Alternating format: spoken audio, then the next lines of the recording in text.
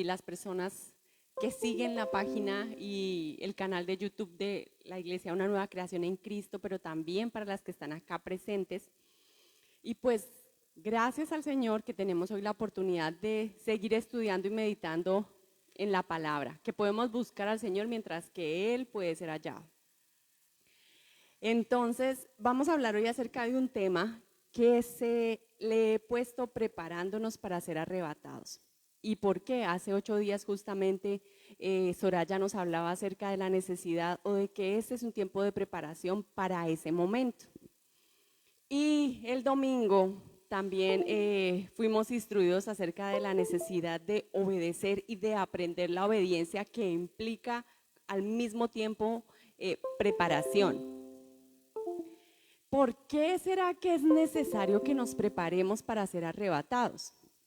Efesios 5, del 25 al 27, nos habla acerca de las características de la novia o la amada del Señor. Vamos a leerlo, lo voy a leer acá. Dice: maridos, amad a vuestras mujeres así como Cristo amó a la iglesia y se entregó a sí mismo por ella, para santificarla, habiéndola purificado en el lavamiento del agua por la palabra, a fin de presentársela a sí mismo una iglesia gloriosa, que no tuviese mancha ni arruga, ni cosa semejante, sino que fuese santa y sin mancha. Hay una realidad.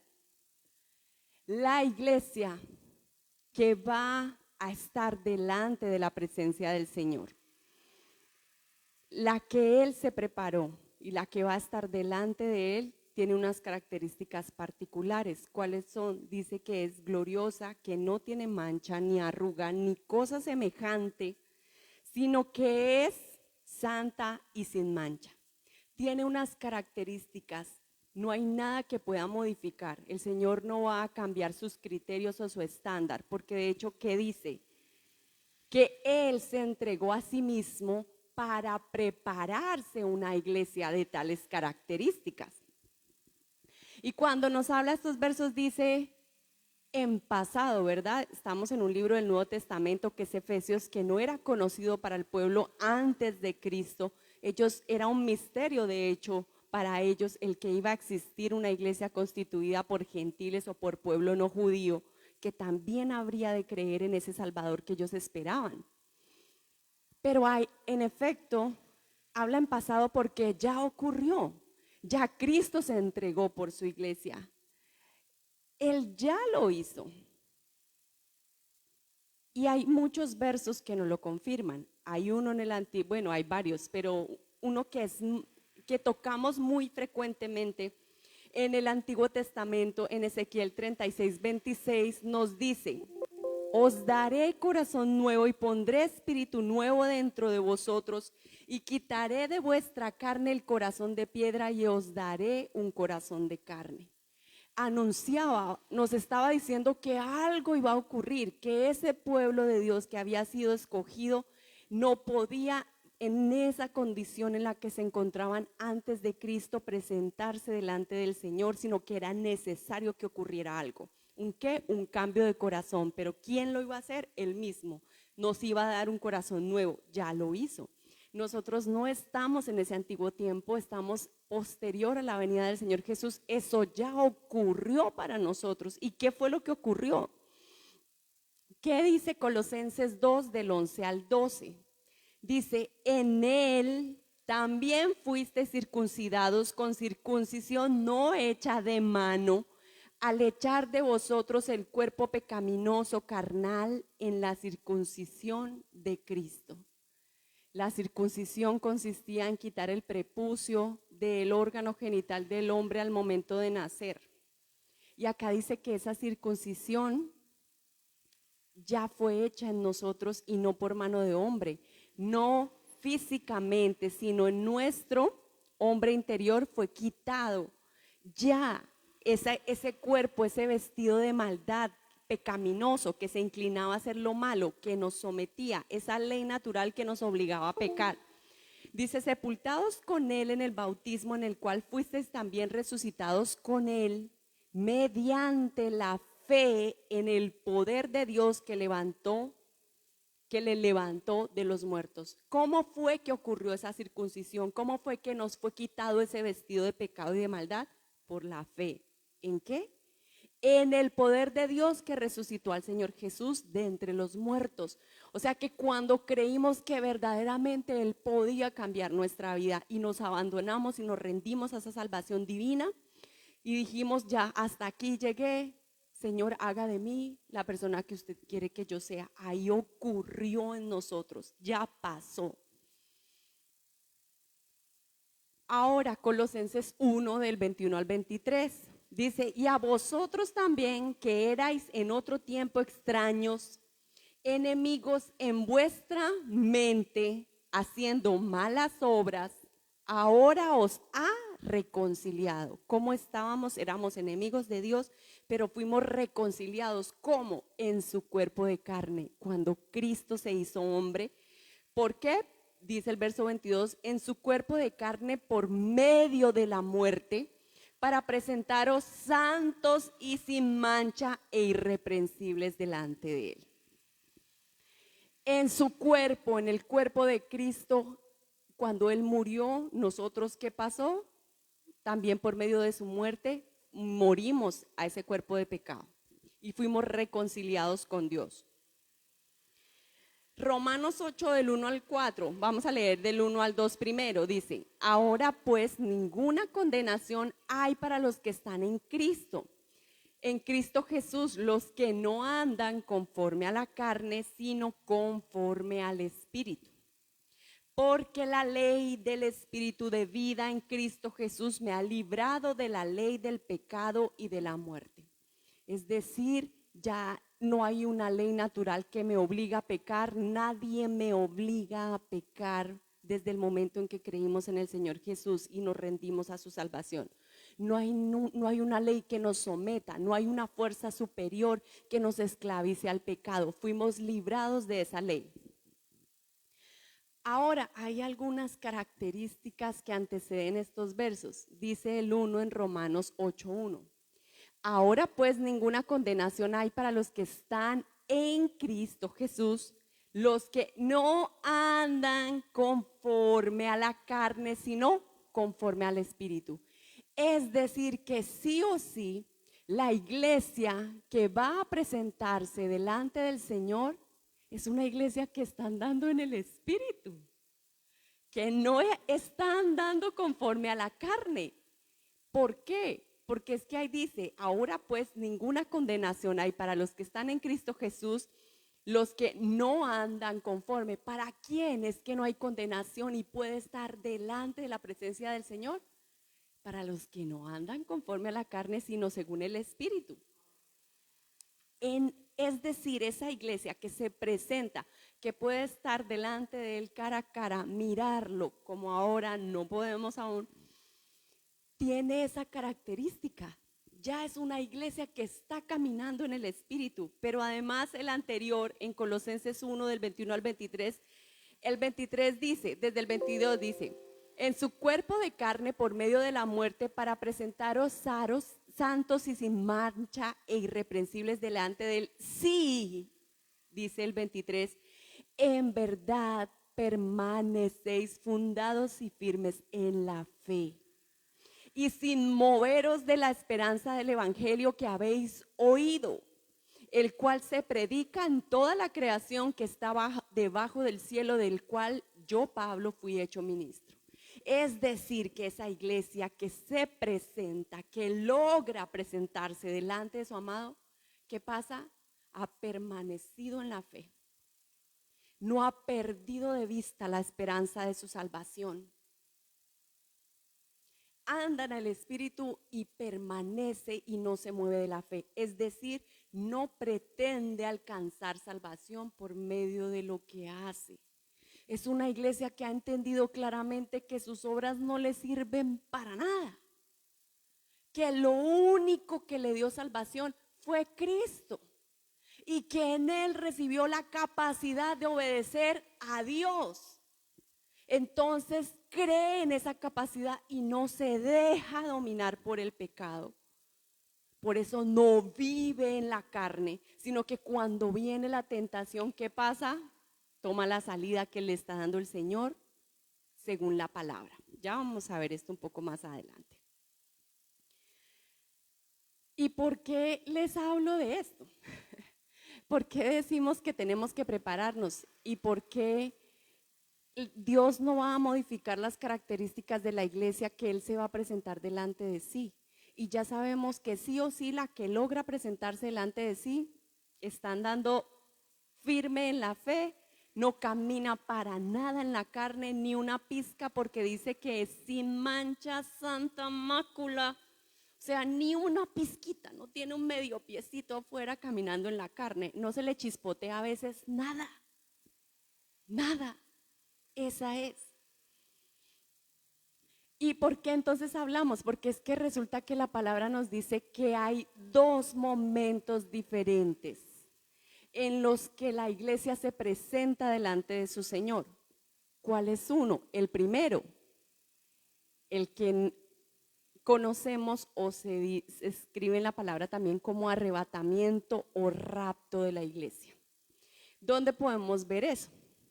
En Apocalipsis 3 del 7 al 13 dice, bueno, en muchos libros también realmente, Tesalonicenses habla que dice que de repente van a ser quitados, habrán dos, uno desaparecerá y el otro permanecerá. Está hablando del rapto. Y dice, escribe al ángel de la iglesia en Filadelfia, esto dice el Señor, el santo, el verdadero, el que tiene la llave de David, el que abre y ninguno cierra y cierra y ninguno abre. Yo conozco tus obras, he aquí he puesto delante de ti una puerta abierta la cual nadie puede cerrar. Porque aunque tienes poca fuerza, has guardado mi palabra y no has negado mi nombre. Se ha mantenido en la fe. No ha negado el nombre del Señor Jesús. He aquí yo entrego de la sinagoga de Satanás a los que se dicen ser judíos y no lo son, sino que mienten. He aquí yo haré que vengan y se postren a tus pies y reconozcan que yo te he amado. Por cuanto has guardado la palabra de mi paciencia, yo también te guardaré de la hora de la prueba que ha de venir sobre el mundo entero para probar a los que moran sobre la tierra. Esa iglesia que es preservada del momento de prueba que viene sobre toda la tierra es la iglesia que es arrebatada. ¿Qué características tiene ese momento de encuentro de esa iglesia que ya está firme, que no anda en las obras de la carne y que está delante y puede presentarse delante de su Señor? Ese encuentro no se produce acá en la tierra. El Señor no pisa la tierra en ese momento. ¿En dónde se produce el encuentro? En las nubes. Ella es quitada de manera repentina de la tierra y llevada a su encuentro con el Señor Jesús. ¿Qué ocurre con esta iglesia? Es un poco, lo asimilaba como Elías y como Enoc, que el Señor dice que Enoc caminó con el Señor y ya de repente desapareció. O sea, es una iglesia que está realmente caminando en el pleno entendimiento de su nueva naturaleza en Cristo, que ya no hay un poquito de lugar para la carne, que ni siquiera ya esta tierra la puede retener.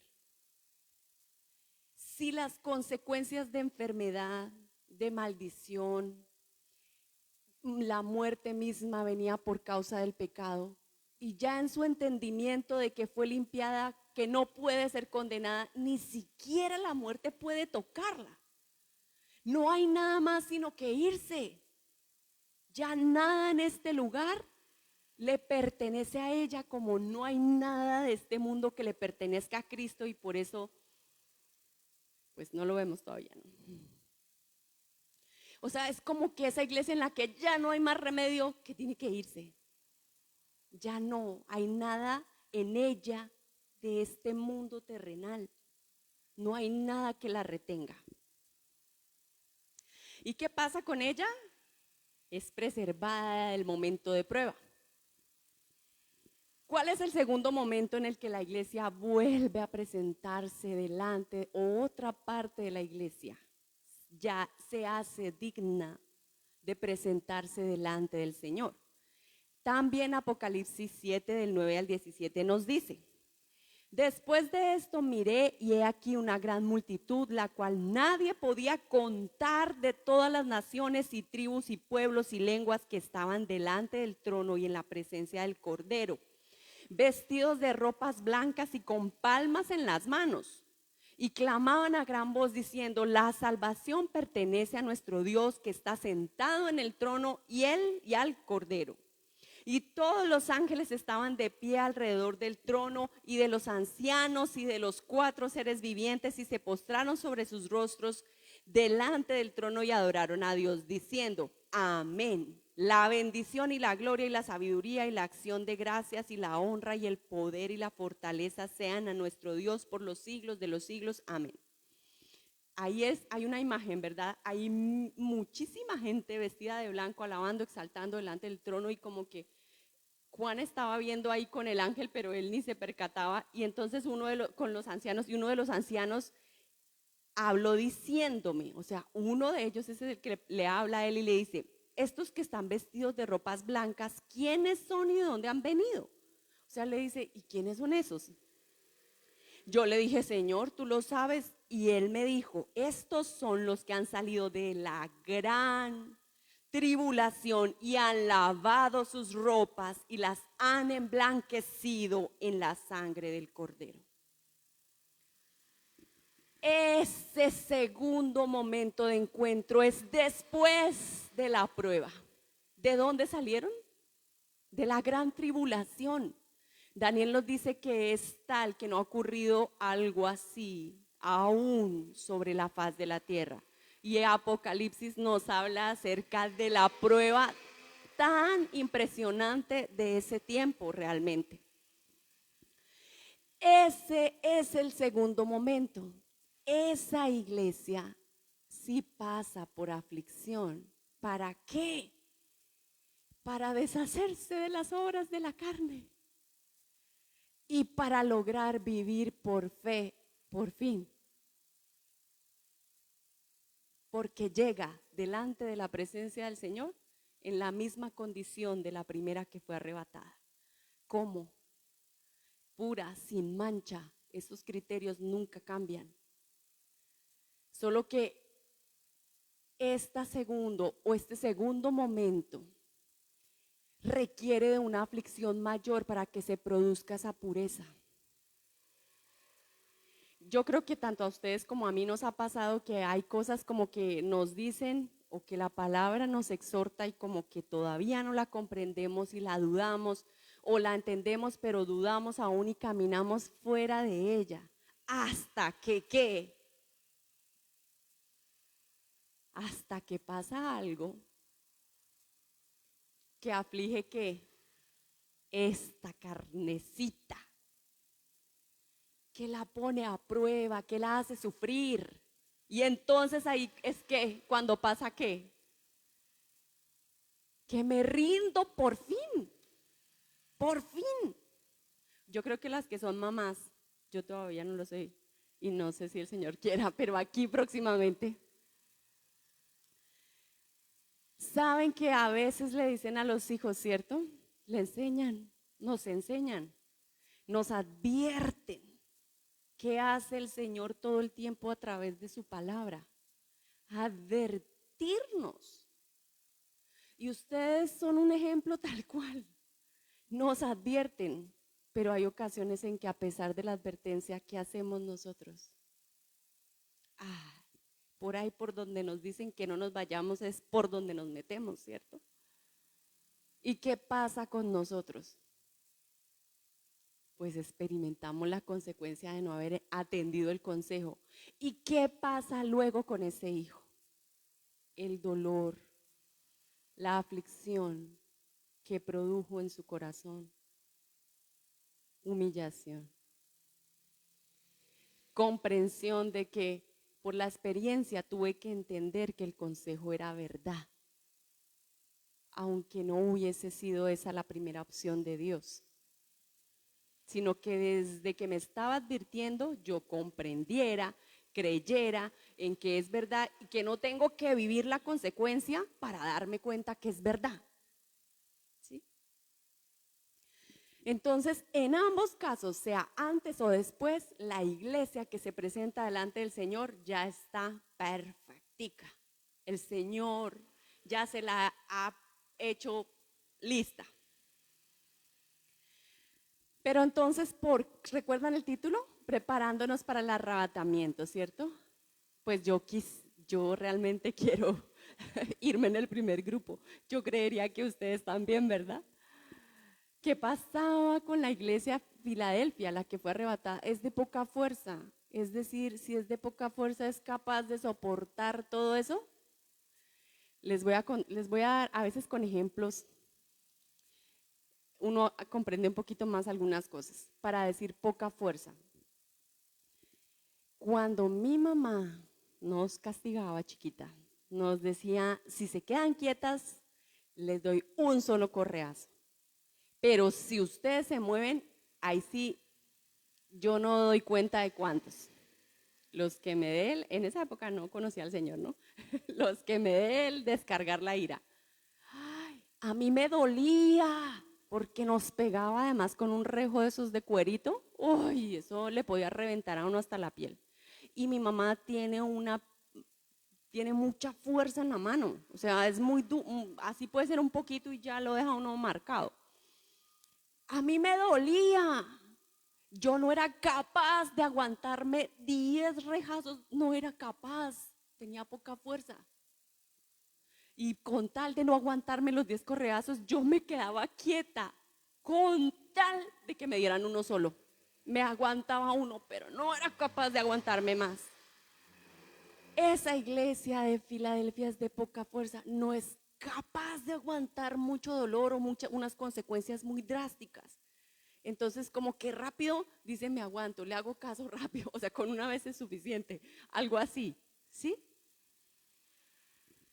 La otra puede ser la que es más rebelde, más dura, no, yo le voy a demostrar a mi mamá que yo sí puedo aguantar. Y se aguanta 7, 10 hasta que ya. Esa puede ser un poco la del segundo momento, la rebelde, la que insiste en hacer su voluntad. Tiene mucha fuerza tal vez. Y dice, ¿cuál es la iglesia entonces? Como realmente quisiera, es el anhelo de mi corazón realmente, ser de la iglesia que es arrebatada. Sabiendo que va a ser algo tan terrible, uy, Dios mío, realmente quiero, no por miedo, no por miedo, porque en todo caso la una o la otra van a estar delante de la presencia del Señor y no es para que nos relajemos y como que, eso no importa, no. Es que el Señor ya lo hizo todo y yo por qué tengo que ser rebelde, insistir en mis maneras de pensar y tener que quedarme sin razón. Dice la iglesia, vamos a Mateo 25, 1 al 4, para ver cuál es esa que es arrebatada.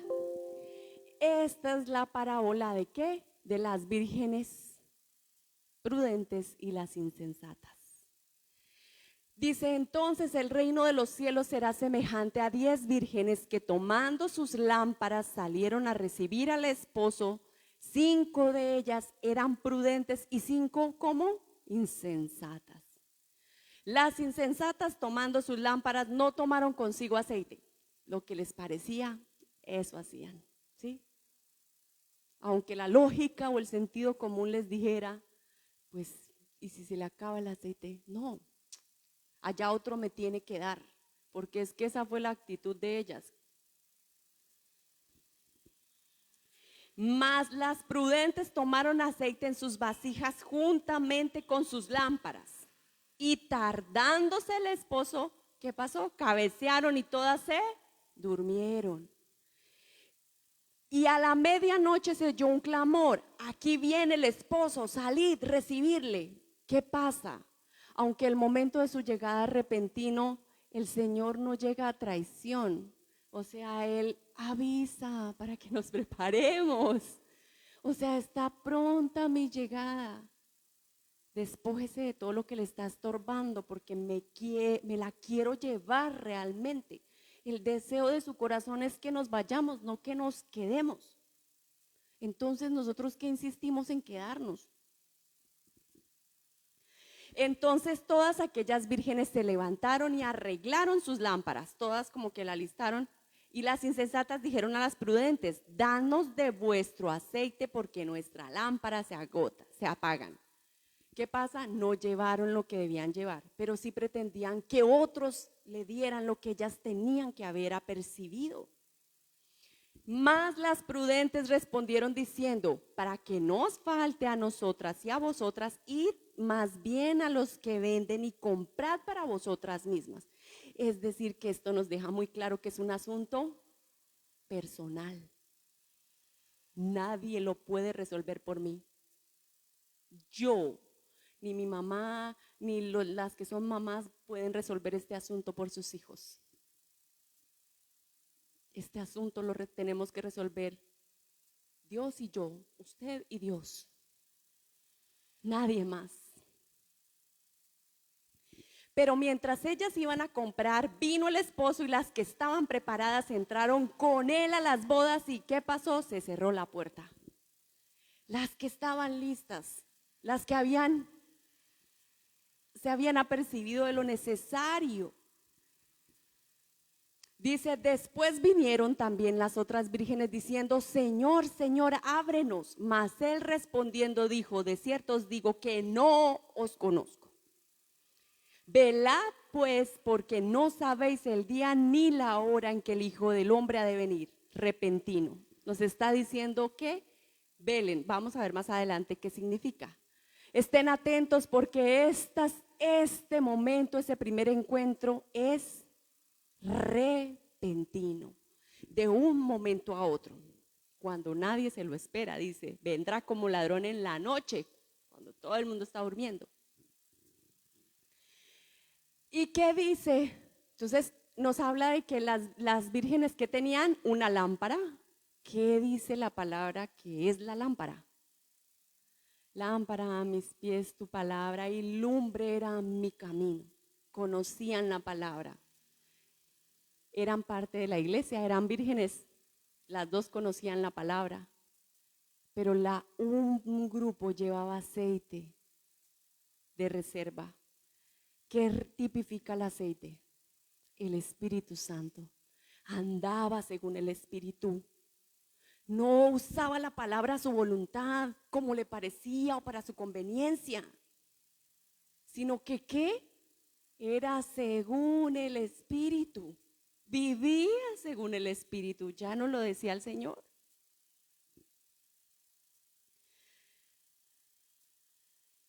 Dice, mira, vamos a Lucas 21, 34, 35. Que ahí nos vuelve a hablar acerca de la necesidad o de cómo nosotros como iglesia debemos apercibirnos y prepararnos para ese momento. Dice Lucas 21 del 34 al 35. Mirad también nuevamente, ¿por quién? ¿Por el vecino? ¿Por su mamá? ¿Por su hijo? ¿Por su abuela?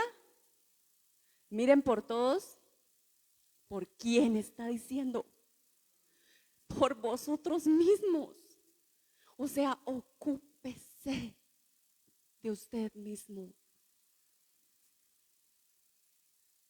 ¿Y qué es lo que tenemos que mirar en nosotros mismos? Que nuestros corazones no se carguen de ¿qué? De glotonería y embriaguez y de los afanes de esta vida. Y venga ¿qué? De repente, nuevamente de repente sobre vosotros aquel día. Porque como un lazo vendrá sobre todos los que habitan sobre la faz de toda la tierra. Ahora, el 36, ¿qué dice? Nuevamente, velad. Ya vamos a decir qué significa velad. Velad pues en todo tiempo, orando que seáis tenidos por dignos, que seáis tenidos por dignos, que hayamos alcanzado la dignidad. ¿Para qué? De escapar, de ser librados del momento de prueba, de todas estas cosas que vendrán y de estar de pie delante de ¿quién? De nuestro Señor, del Hijo del Hombre. Ahora, busqué qué significaba la palabra, porque tenemos que velar y mirar y estar atentos de qué, de que no es de mi estado, no me está diciendo afuera, dice de mí, de que mi corazón no se cargue. ¿Y qué es cargar? Cargar es del griego no, barunó, G925, y dice cargar, agobiar, sobrecargar, endurecer, hacer pesado, fatigar, importunar. Es decir, que yo no debo dejar que mi corazón se ponga pesado, angustiado, que esté agobiado. ¿Por qué? Nos está hablando de corazón, que es que cuando hablamos de corazón es algo que no es perceptible a la vista, ¿cierto? No estamos hablando del órgano ni del cuerpo físico, sino de lo que no es perceptible a la vista, pero que está en este ser. ¿Y qué es lo que no es perceptible? Mente. No habla del espíritu, porque el espíritu ya por la fe en el Señor Jesús, ¿qué pasó? Está hablando de nuestra mente, capacidad de razonar, nuestra voluntad y de nuestras emociones. Es decir, que no dejemos que nuestros pensamientos se carguen, ni que nuestras emociones se alteren por causa de eso que estamos dejando llenar nuestra mente y vengamos a tomar decisiones, es decir, ejerzamos nuestra voluntad en contravía o satisfaciendo la carne. Pero ¿de qué es lo que no debemos dejar que nuestros pensamientos se carguen hasta el punto de alterar nuestra emoción y llevarnos a tomar decisiones inapropiadas? De glotonería y embriaguez. ¿Qué significa glotonería? Busqué el griego y dice conducta descontrolada, como cuando se está ebrio.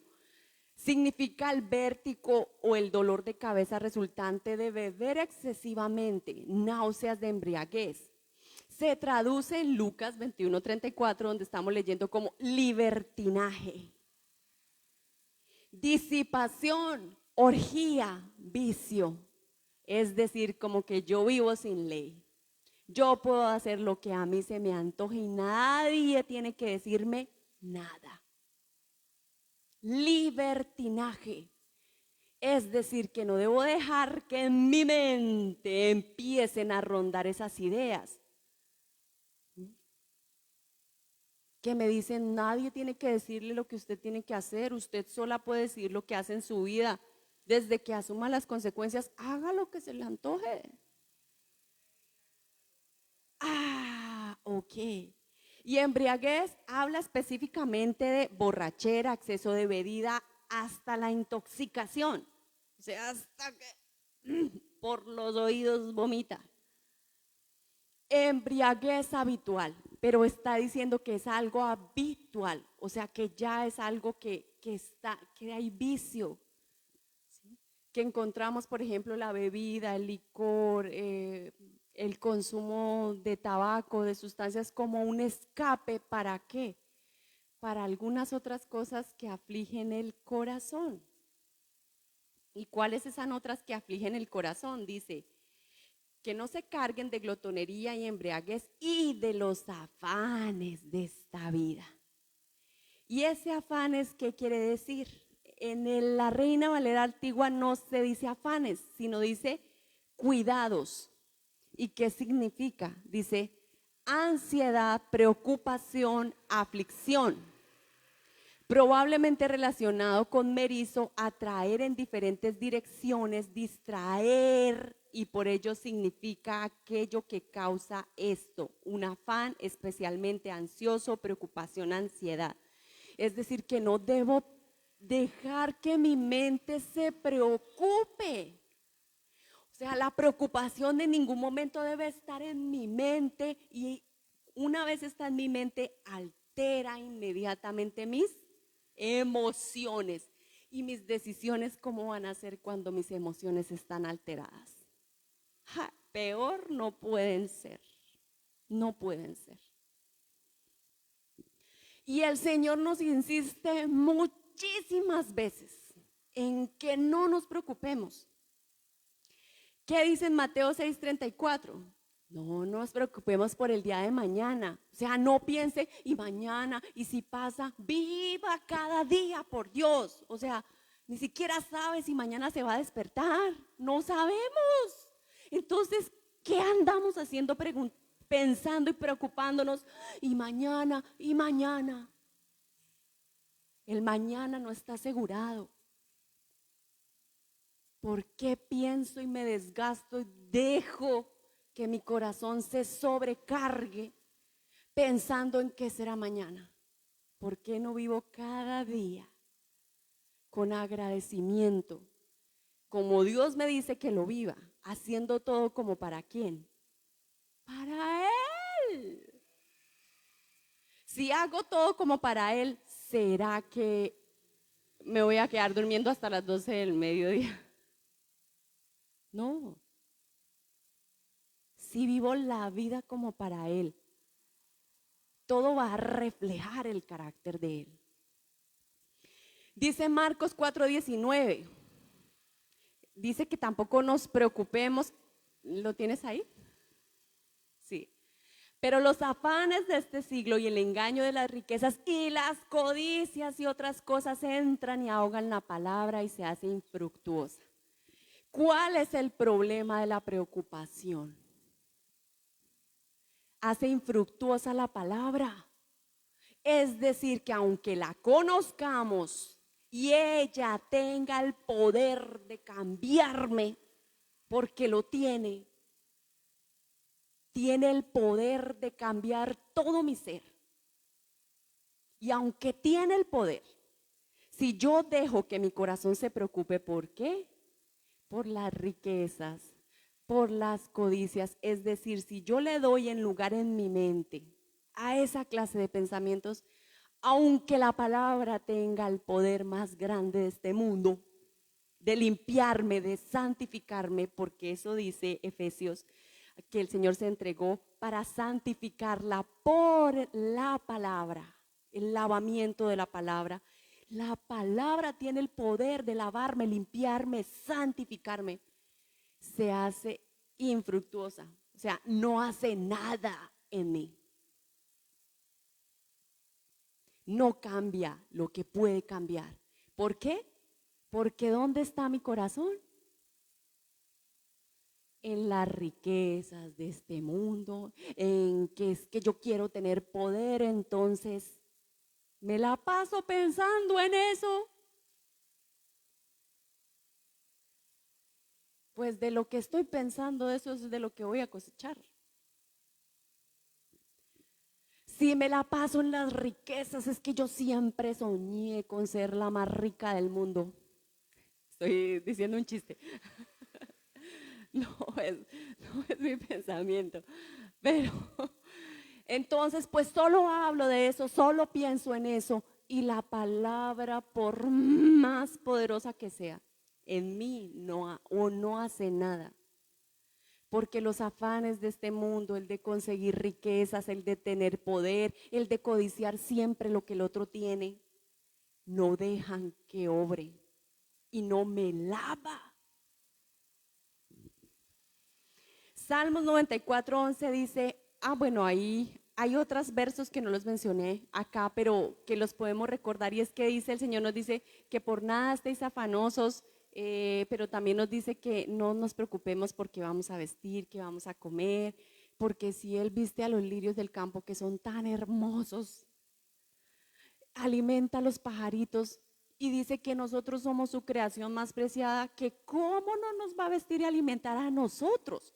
Entonces nos dice, no se preocupen por eso. Y me asombra más cuando pienso en la historia de Elías, cuando estuvo escondido allá en el río no recuerdo el nombre, pero ahí están en Crónicas. ¿Y cómo era alimentado? y el Señor le mandó unos pájaros con su carnecita y su pancito diario y él en el río tenía el agua que necesitaba. Y lo hizo con Elías.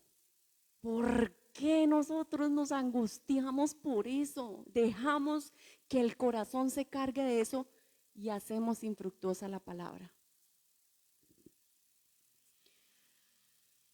Dice Mateo 13:22, el que fue sembrado en espinos, este es el que oye la palabra, pero el afán de este siglo y el engaño de las riquezas ahogan la palabra y se hace infructuosa. Escucha, o sea, eso nosotros podemos venir acá el domingo y escucharla o en cualquier momento en el que se enseñe. Pero aunque sea, pueda romper, tenga el poder de romper algo que me tenía esclavizado en ese momento, no lo hace. ¿Por qué? Porque mi mente está distraída. Acordémonos que dice cuidando, que ese de los afanes de este mundo es de distracción, de dispersar nuestra mente y nuestra atención a otras cosas diferentes de la palabra. ¿A qué cosas? A los engaños de las riquezas. ¿Y a qué los afanes de este mundo? De tener poder, de etcétera. Entonces ya vemos por qué razones que esa iglesia es preservada. Efesios 5 en el verso 27 dice que, bueno, el 25 dice, maridos, amad a vuestras mujeres así como Cristo amó a la iglesia y se entregó a sí mismo por ella para santificarla, habiéndola purificado en el lavamiento del agua por la palabra. Porque esa iglesia se ha dejado lavar. Es decir, ha oído atentamente la palabra, ¿para qué? No ha dejado que su mente se disperse, sino que ha prestado atención a los dichos de la boca del Señor y los ha puesto en práctica. Ahora, en Juan 13, 6, 10 nos habla de esa misma necesidad. Dice, entonces, Juan 13, 6 al 10. Entonces vino a Simón Pedro y Pedro le dijo, Señor, ¿tú me lavas los pies? Respondió Jesús y le dijo, lo que yo hago tú no lo comprendes ahora, mas lo entenderás después. Pedro le dijo, no me lavarás los pies jamás. Jesús le respondió, si no te lavare, ¿qué pasa? No tendrás parte conmigo. Sí o sí, para estar delante de la presencia del Señor y vivir en su presencia, tenemos que ser lavados. Ahora, antes de que sea el periodo de prueba o después de la prueba, pero sí o sí, la palabra tiene que lavarnos para poder estar delante de su presencia. Le dijo Simón Pedro, Señor, Señor, no solo mis pies, sino también las manos y la cabeza. Jesús le dijo, el que está lavado no necesita sino lavarse los pies. Pues está todo limpio y vosotros limpios estáis, aunque no todos, refiriéndose a Judas, ¿no? Es decir, ellos ya habían creído verdaderamente en el Señor Jesús como el Mesías y el Hijo de Dios y ya habían sido limpios, no necesitaban que le lavaran porque ya les había sido quitado el cuerpo de pecado, ya no se inclinaban a lo malo. Necesitaban era que se les lavara los pies. Los pies, ¿o qué hacemos con los pies? Caminamos, ¿verdad? En nuestra o en la dimensión espiritual, ¿cuándo caminamos? Cuando tomamos decisiones. Ahora nuestras decisiones son lavadas y purificadas cuando están de acuerdo con la palabra de Dios, cuando están alineadas con el consejo divino, oportuno. ¿Por qué dice? Porque es necesario la dependencia del Espíritu. Porque Él nos va a guiar en el momento con la palabra precisa. No podemos coger solo la lámpara. O sea, solo la palabra como que, a ver, busquemos Dios que dice, a ver, esto tiene que cumplirse porque Él lo dice ahí. Necesito depender del Espíritu para que Él me diga en verdad yo qué necesito poner en práctica en ese momento. Entonces, ¿qué necesitamos hacer?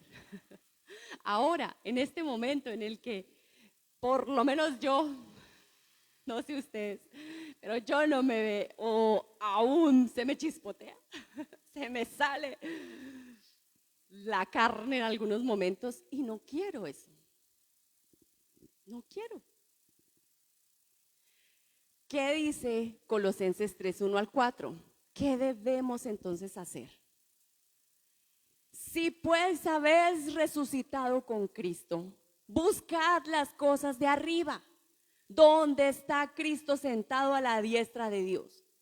Es decir, yo le siento al Señor diciéndome, ocupe su mente, sus pensamientos en las cosas de arriba.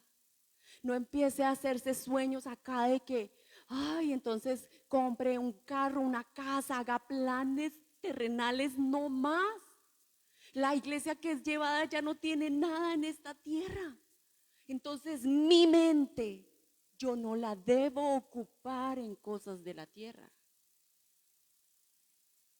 Eso no quiere decir que entonces no haga nada, sino póngase a pensar en las cosas de arriba. No, el Señor también me dice que aproveche bien el tiempo. Toda la palabra es útil para enseñar a instruir. Me dice que bueno, el que no trabaje, no coma, o sea, tengo que trabajar, ¿sí? Pero mi corazón, es decir, mis pensamientos no están en lo que yo voy a obtener a partir de eso, sino en dónde, arriba. Entonces, ¿cómo es que puedo tener mis pensamientos arriba aún haciendo un trabajo secular? Porque lo que hago, lo hago como para Él. Escuché una historia de alguien que decía que una señora que trabajaba en una casa y compartiendo el evangelio y hablaba acerca de que se había convertido. Y entonces cuando estaba compartiendo, la estoy parafraseando, no diciendo exactamente, si la encuentran o la escuchan, ojalá la vuelvan a escuchar bien.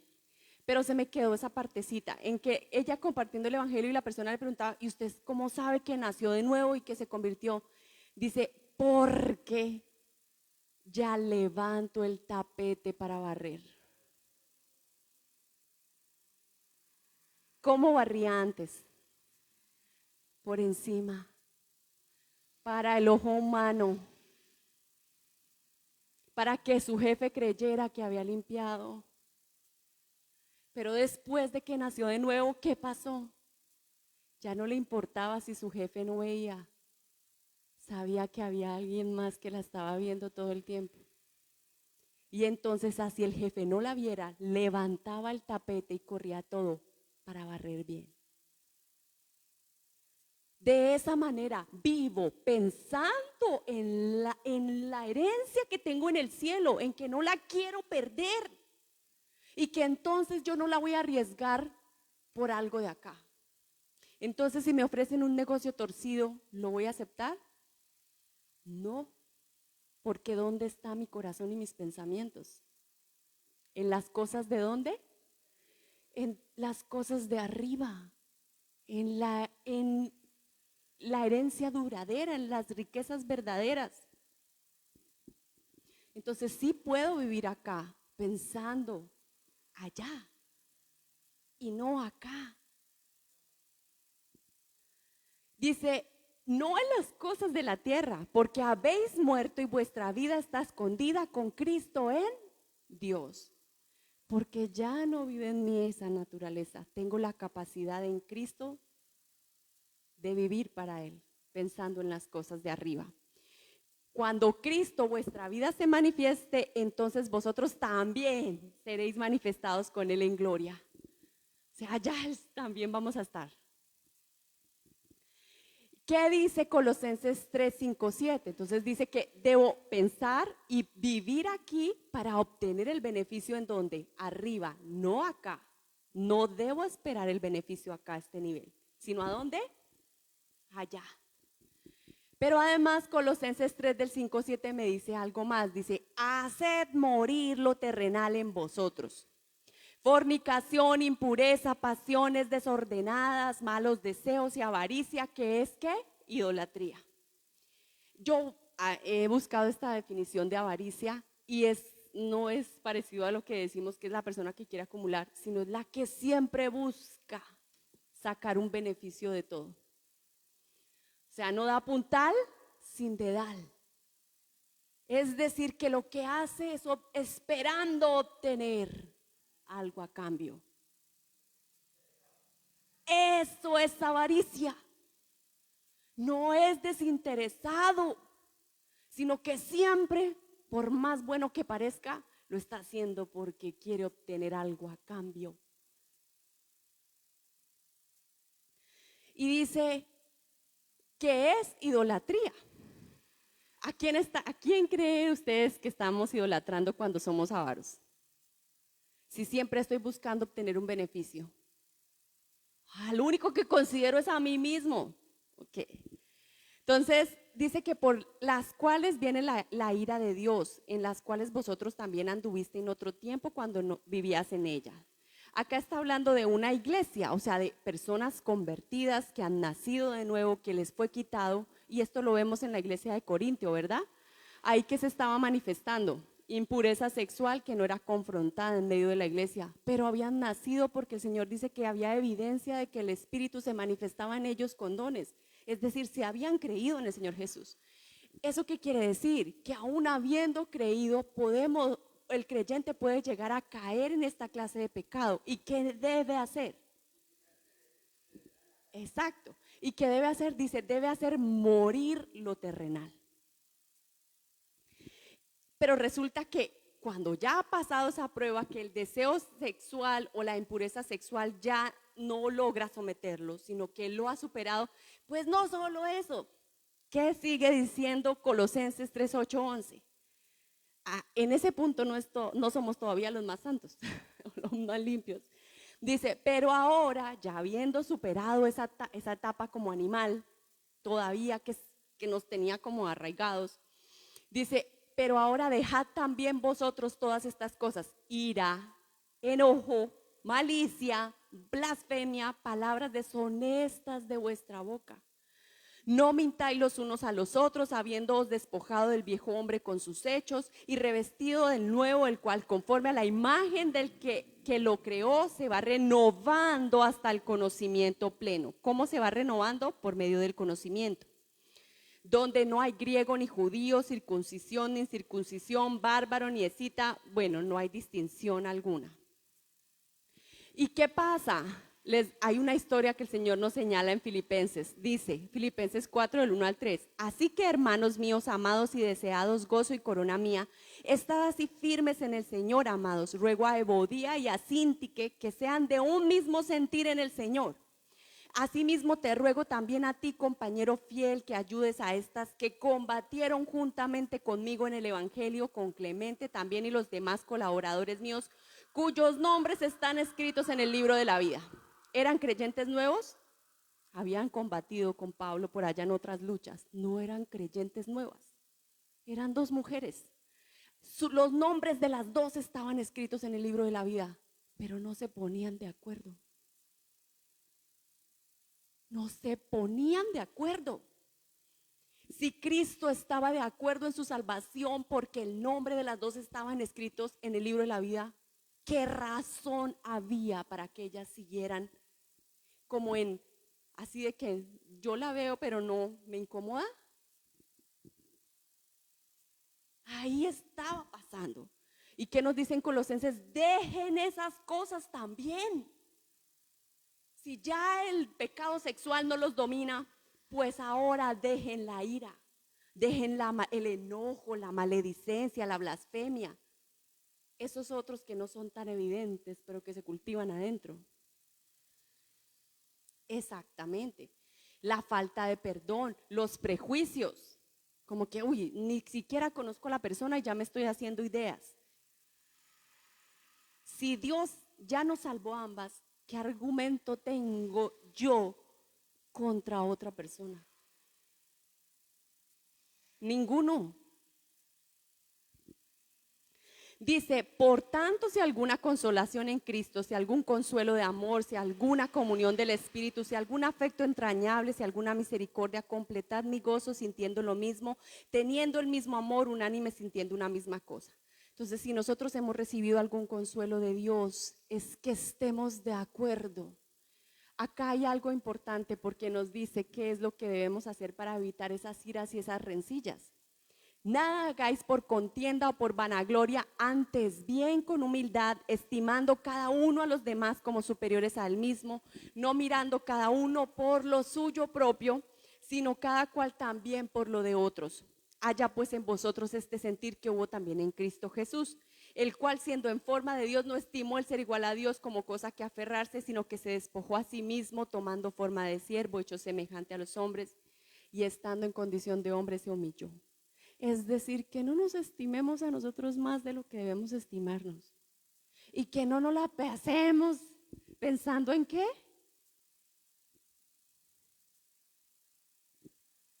Mirando solo por nuestro beneficio.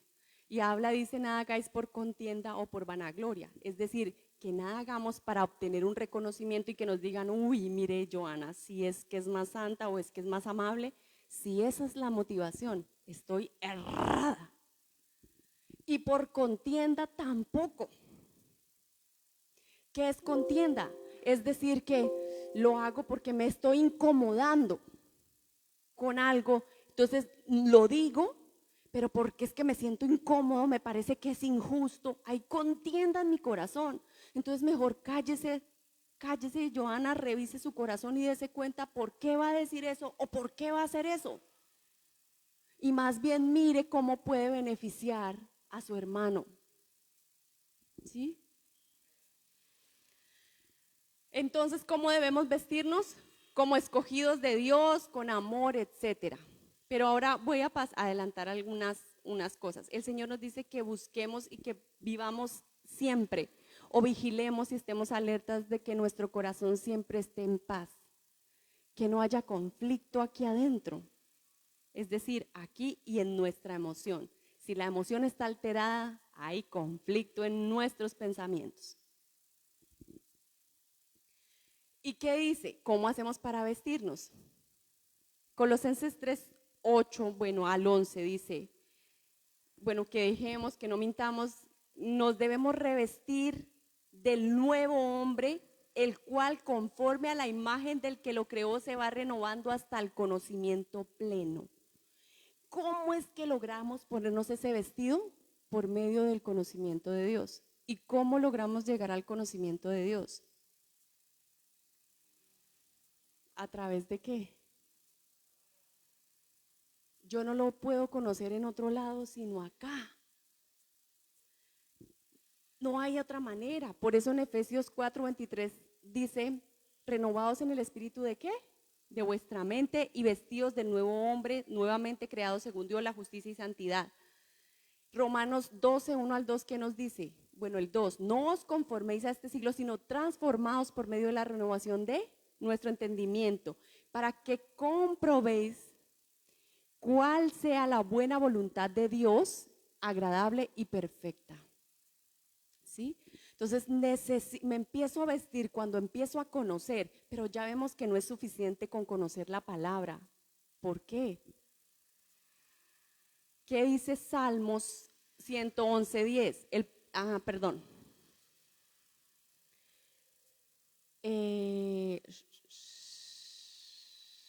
Sí, 111:10. El principio de la sabiduría es el temor de Jehová. Buen entendimiento tienen todos los que practican sus mandamientos. Su loor permanece para siempre. Es decir, que no solo es conocerla, sino practicarla. Ahí es cuando puedo ¿qué? Comprobar que su voluntad es buena, que en verdad lo que él decía tenía razón, que me alegra porque es buena, perfecta y agradable, o sea, voy a terminar disfrutando hacer su voluntad. Pero ¿qué pasa? Romanos 12:1 también nos dice que presentemos nuestros cuerpos como sacrificio vivo. ¿Qué quiere decir? Tengo que voluntariamente optar a hacer lo que el Espíritu Santo me está guiando. ¿Y por qué voluntariamente? Primera de Corintios 10:13 dice, no os ha sobrevenido ninguna tentación que no sea humana, pero fiel es Dios, que no os dejará ser tentados más de lo que podéis resistir, sino que dará también juntamente con la tentación la salida para que podáis soportar. No nos tienta el Señor porque Él dice que Él no tienta a nadie, que somos tentados ¿de dónde? De los malos deseos de nuestro corazón. Satanás es el que nos tienta, Dios no tienta. Sin embargo, aunque Él no nos tienta, ¿qué hace? Nos da la salida. O sea, por su espíritu nos recuerda el verso que nos ayuda, del cual es nuestro salvavidas, o sea, del cual nos podemos agarrar para... Pero para que sea efectivo, ¿qué tengo que hacer? Pues hacer lo que el Señor me está poniendo en la mente, no otra cosa. Ahora, esto, bueno, todo esto lo estudiaba, pero el Señor lo estaba mostrando realmente en mi corazón, o sea, como profundizando en mi corazón. Pero esta mañana, mientras meditaba en esto, me hacía saber, así como el remedio, cuando nosotros vamos al médico, ¿verdad? El remedio revela el diagnóstico o la enfermedad. El verso que el Señor nos da para como salida en el momento de tentación revela el problema de nuestro corazón. ¿Sí? Es decir, si en una misma circunstancia el Señor a mí me dice, airaos, pero no pequéis, ¿cuál es el problema que yo tengo? La ira. Y en esa misma circunstancia a otra persona, bueno, digamos Vanessa, no, bueno, otra o mi mamá, el Señor no le dice airaos, pero no pequéis, es la misma. Y le dice no tengas envidia de los injustos. ¿Cuál es el problema que ella está teniendo? En una misma circunstancia la dirección o la guía del Espíritu es diferente porque el problema en cada una es diferente. Pero el verso que el Señor me da como salida está diagnosticando mi enfermedad. Me está diciendo, su problema es la ira, su problema es la envidia, su problema es este, párele bolas, en pocas palabras. Así entonces, a veces Soraya, ella investiga mucho, ¿verdad? Ella estudia mucho. El Señor me hacía pensar en que de la misma manera nosotros debemos investigar en eso que el Señor está diagnosticando. O sea, ¿por qué me airo con tanta facilidad? ¿O por qué me cuesta perdonar? Tengo que empezar a indagar. ¿En qué generó esa actitud y esa respuesta natural en mi corazón? Ahí tengo que ahondar. Porque, ¿qué es lo que tengo que velar? ¿El estado de qué? ¿De mi vecino? ¿Tengo que estar pendiente de mi mamá? De mí mismo. El asunto es entre Dios y yo. Y velar, ya terminamos acá. Velar dice que es estar alerta, mantenerse despierto, estar en guardia, cuidar, vigilar con la implicación de ocuparse de manera continua y alerta. Es contrario a laxitud e indiferencia. Laxo es relajado o poco estricto moralmente. E indiferencia dice que es estado de ánimo en que no se tiene inclinación ni repugnancia hacia una persona, objeto o negocio determinado. Es decir, que debo estar alerta, vigilando mi corazón, en donde yo estoy siendo lapso moralmente. Es decir, que estoy empezando a dejar pasar. Que antes no dejaba pasar, pero ahora sí dejo pasar. Que por ejemplo en otra época no dejaba pasar una mentira y ahora se me están yendo algunas. ¡Ah! Estoy empezando a ser lapsa. ¿Qué pasa? Tengo que estar vigilante de esos aspectos en donde yo estoy cediendo moralmente, en donde a mí ya no me repugna lo que a Dios le repugna. ¿Y qué es lo que le aborrece? Un espíritu orgulloso, una lengua mentirosa. ¿Qué más? Exactamente, en los salmos se los debo, pero de pronto en la reseña lo ponemos, para que dice que 7 cosas él aborrece.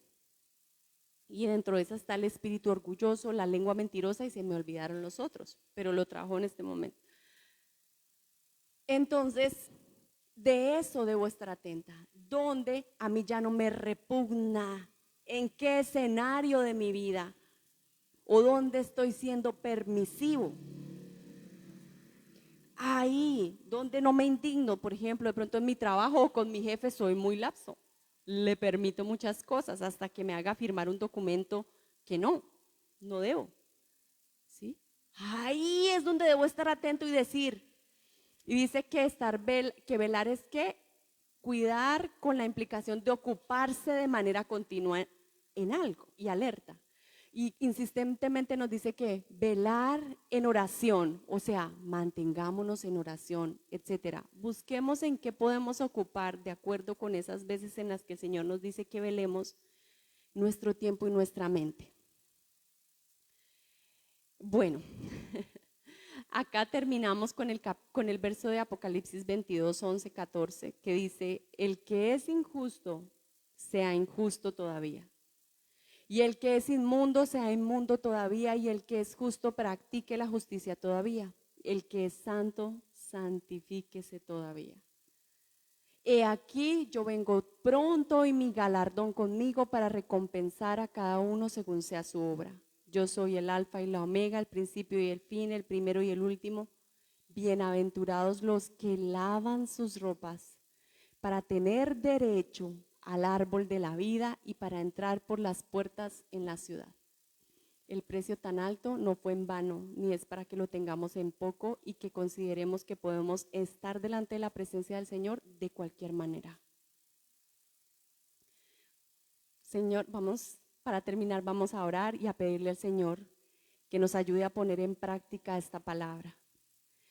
Padre, te damos gracias en el nombre de Jesús, Señor, y te rogamos en esta hora que tú, Señor, nos ayudes a ser diligentes, Señor, en poner en práctica cada palabra que tú, Señor, permites que sea oída o expuesta a nuestros oídos, Señor, y sobre todo que en cada momento en que podamos oírla por el estudio personal o por prédicas o diferentes medios, estemos atentos y no distraídos, sino que rechacemos de nuestra mente todo pensamiento que quiere angustiarnos por cosas vanas de este mundo, Señor, para que en verdad esa palabra pueda llegar y caer en terreno fértil, Señor, y la pongamos por obra cuando no sea necesaria, Padre.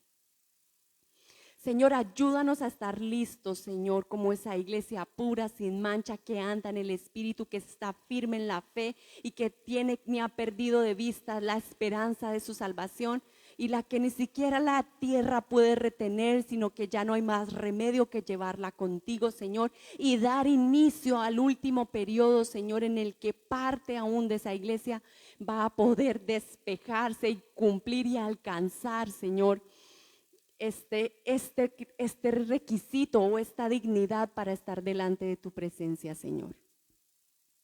Te damos gracias en el nombre de Jesús y te pedimos que nos ayudes a ser diligentes para poner en práctica esta palabra. Exaltamos y glorificamos tu nombre. Amén y amén.